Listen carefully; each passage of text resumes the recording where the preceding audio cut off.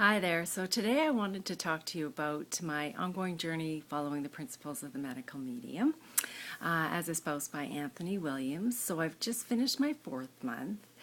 And what I've been doing is I've been doing the cleanse diet 1 day a week, leading up slowly to being able to do the 28-day cleanse, right?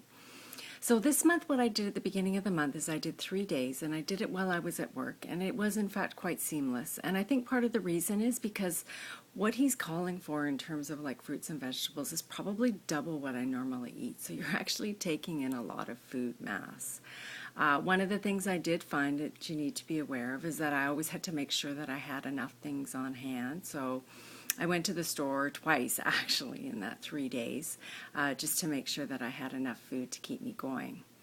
So what I'm going to do now this month is I'm going to do 7 days on the protocol, and I've just started that. So I'm going to be doing it during the week while I'm at work, and then I'll report back at the end of the month. And for the rest of the month, also I'll just continue also to do the cleanse diet 1 day a week.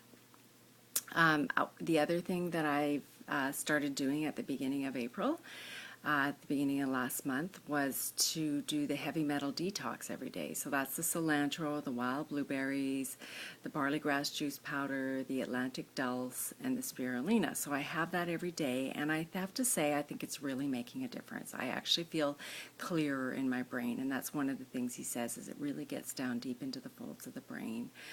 Removes the heavy metals, and then apparently the wild blueberries do this healing thing there. So I'm really noticing an effect with that. And I was just going to do it for 1 month, but I'm actually going to continue on for another month, and then we'll see where I need to be at that after that.